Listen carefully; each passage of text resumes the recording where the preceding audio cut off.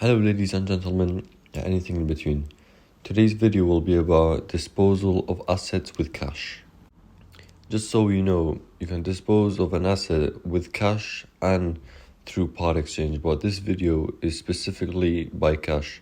I'll make another video about through part exchange as well. I'll have a link down below in the description if you want to go have a look. Alright, so first of all, what's disposal?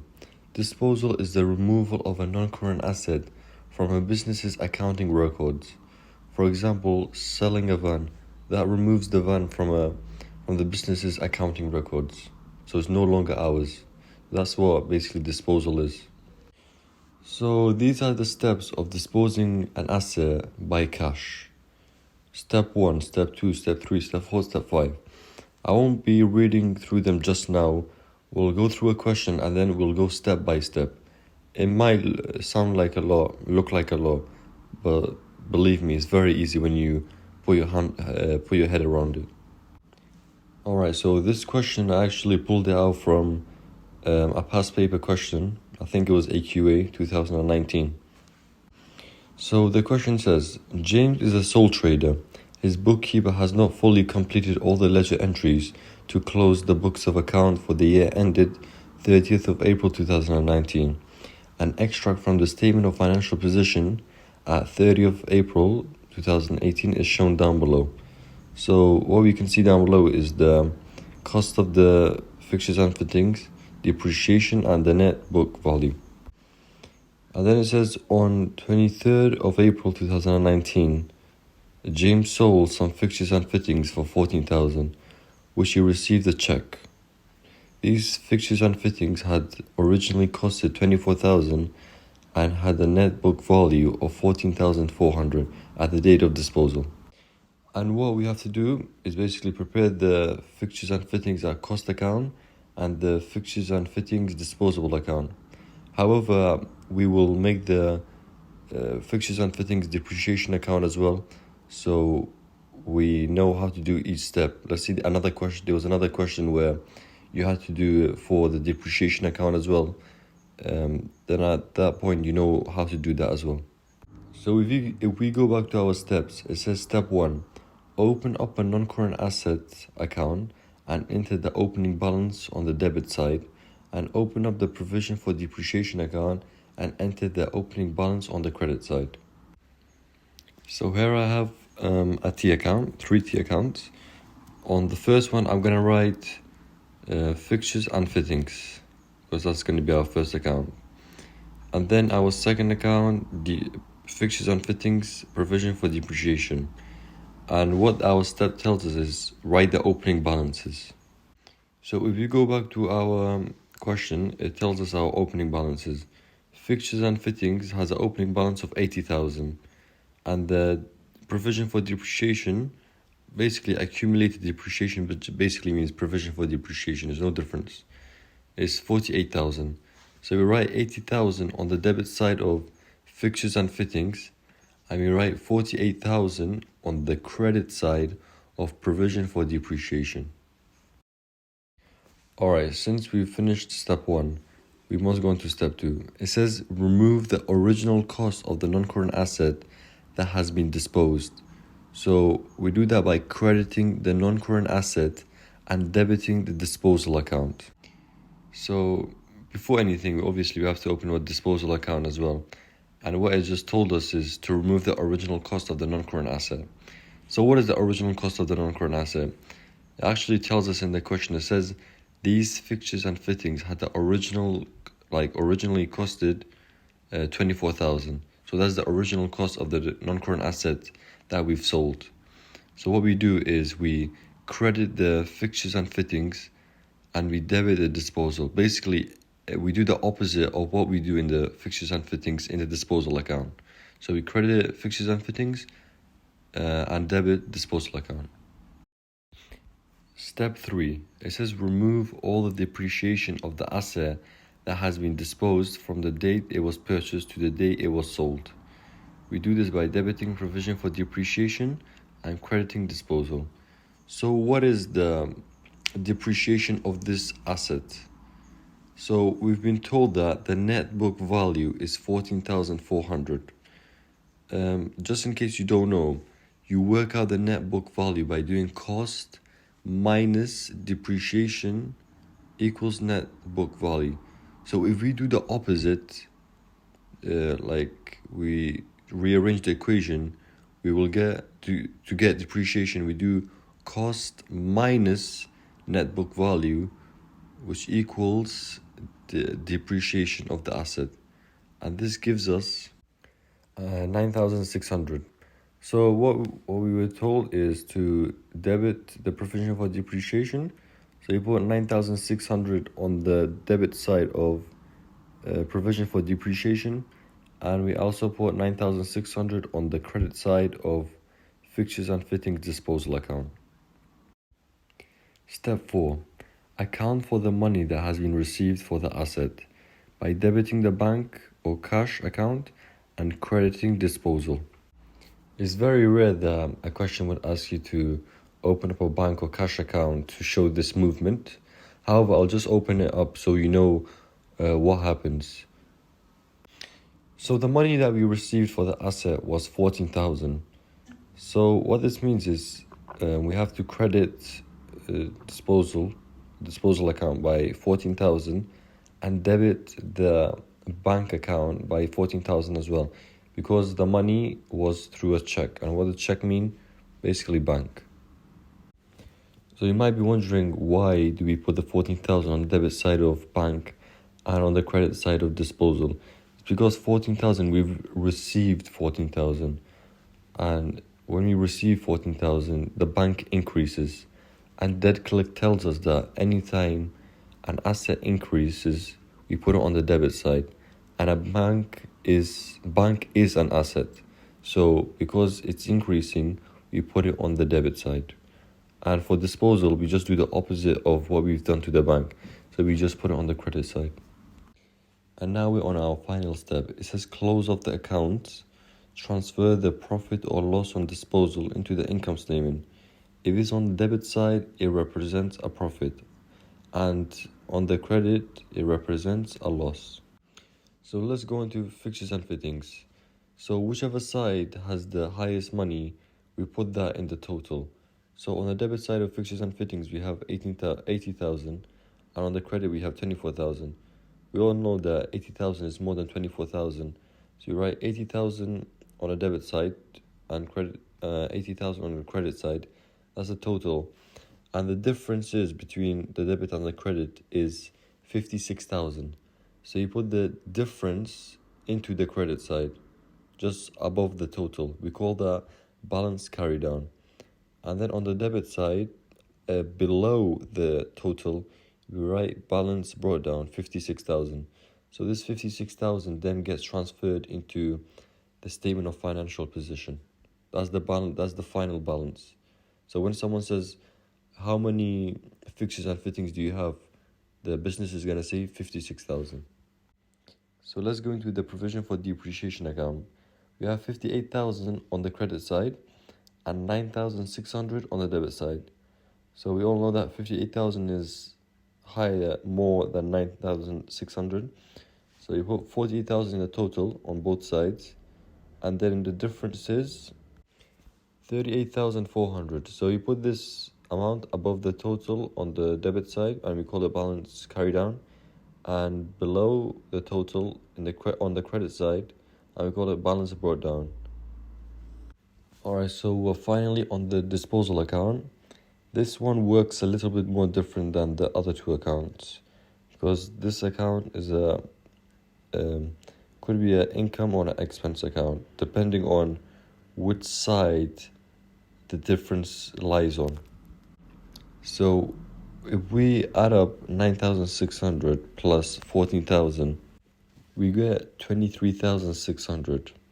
And on the debit side, we have 24,000. 24,000 is more than 23,600. So the totals become 24,000. So since the credit side is less, we write the difference there. And the difference is 400. Because 24,000 minus 23,600 gives us 400. And our step 5 tells us that if if the difference lies on the debit side, it represents a profit. And if on the credit side, it represents a loss. In this case, it's lied on the credit side, so it's a loss. We've made a loss of £400. So what we label it as is transfer to income statement. And we just, in brackets, we put loss. So in the income statement, it goes under expenses. Because we've made a loss, is an expense. Alright, so this is the first question done. We're going to go into our second question. The second question is a lot more complicated and harder. I thought I should bring it up because honestly, you can't trust these examiners or whatever the hell you call them. They bring up the hardest questions possible. So this is the second question. It says Muhammad Ali is a sole trader and has an annual accounts prepared for 31st March 2020. The following information has been supplied. A non-current asset was sold on 30th November 2019 for £7,000. The non-current asset had been purchased on 1st of July 2017 for £16,000. Non-current assets are depreciated using the reducing balance method at a rate of 25% per annum, meaning per year. Annual depreciation is time appropriated based on the number of months an asset is held by the business. And then it says calculate the profit or loss on disposal of the non-current asset to be included in the accounts of Muhammad Ali for the year ending 31st March 2020. So this question is only asking us to make the disposal account. If you go back to our steps, it says open up a non-current asset account and enter the opening balances on the debit side. And then it says open the provision for depreciation account and enter the opening balances on the credit side. However, this question is only asking us to make a disposal account. So we don't really have to make a non-current asset account or provision for depreciation account. However, I'll make it just so you know what's happening. But I won't have any opening balances because clearly this question never asked for the non-current asset account anyway. So why would it give us any opening balances? However, when I'm doing the disposal account adjustments, I'll do adjustments in the non-current asset account as well. This is just to make you understand and see the question a lot more easier. So we will open up the accounts anyways, but since we don't have any opening balances, we'll just leave it as it is. So it says step 2, remove the original cost of the non-current asset that has been disposed. Credit the non-current asset and debit the disposal. So we go back to our question. We're going to have to read the following information that has been supplied. So the first one says a non-current asset was sold on 30th November for £7,000. That's not the first step. That's just telling us how much has been sold. That's irrelevant for now, but that comes later. Then it says the non-current asset had been purchased on 1st of July 2017 for £16,000. Alright, so this is the original cost of the non-current asset. And what we were told to do is to remove it from the books of account. So the way we do this is by crediting the non-current asset account. Let's do that. And debiting the disposal account. Alright, that's second step finished. Then it says step 3. Remove all the depreciation of the asset that has been disposed from the date it was purchased to the date it was sold. Debit provision for depreciation and credit disposal. Alright, so let's find out where it talks about depreciation. On the third line it says non-current assets are depreciated using the reducing balance method at a rate of 25% per annum. Then it says annual depreciation is time appropriated based on the number of months an asset is held by the business. Alright, so the reason why this question is so complicated because it tells us that depreciation is calculated appropriately based on the number of months. So what we do first, let's say this is in a real exam paper, yeah? Well, it was, but let's say this does come up in your exam. It will give you a working out, like a separate page to work out the whatever you want. So in this case is the depreciation. So first we remind ourselves of what the reducing balance method is. The reducing balance method is cost minus depreciation, provision for depreciation, times percentage or divided by years. In this case, we'll be timesing it by percentage because that's what it gives us. So we've bought the asset, as it says on the second line, on the 1st of July 2017. And at the start of the question, it says the annual accounts are prepared, it says prepared to 31st March 2020. So this 31st of March means every single year they make the final accounts on the 31st of March.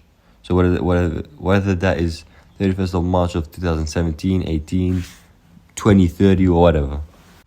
So we bought it on July, 1st of July 2017. So we have to work out how many months that is from 1st of July 2017 to the 31st of March 2018, because that's when the first financial account is made.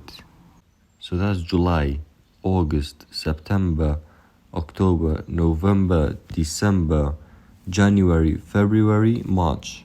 So that's 9 months.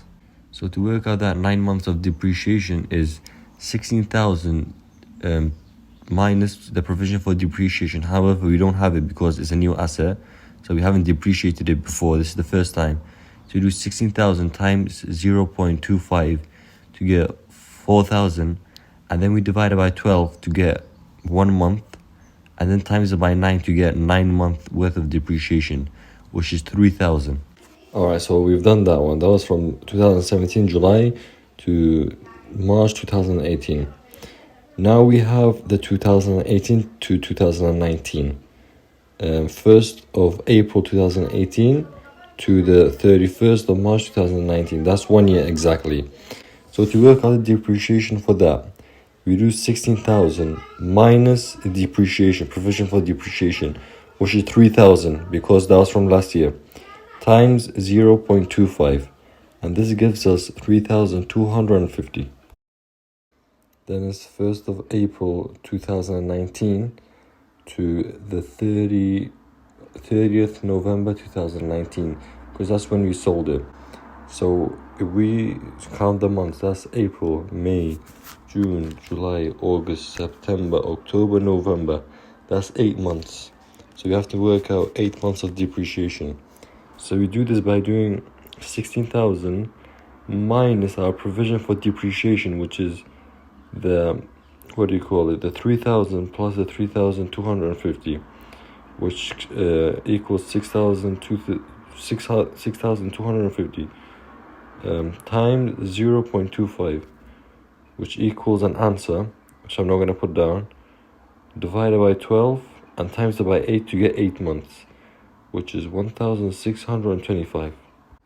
So if we add up all the depreciation, it equals 7,875. So that's the provision for depreciation of that asset. So now we remove the provision for depreciation by debiting the provision for depreciation account and crediting the disposal account. So that's step 3, which I think is the hardest step for this question especially. Then step 4, account for the money that has been received for the asset. You do this by debiting the bank or cash and crediting disposal. As we can see, we've received 7,000 for the asset, so we debit the bank and we credit disposal.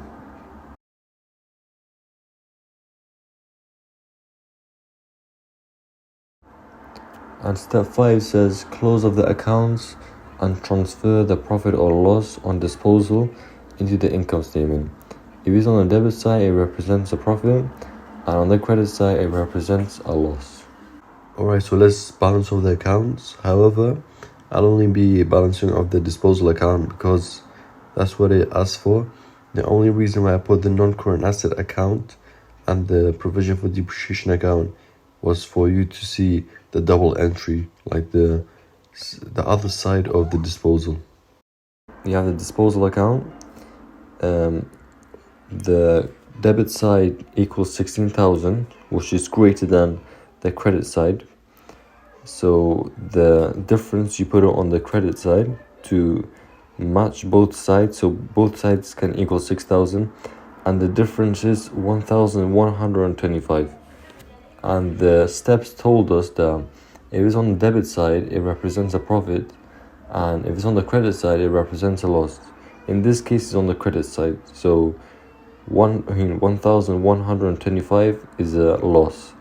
So we write income statement, and then we just put loss in a bracket, and it goes into the expense section of the income statement. So that's the end of the video. I really hope you understood. I know it's very confusing at times, but once you get a grip of it, it will be very, very easy for you. So make sure you like and subscribe, of course. And yeah, thank you. Have a good day.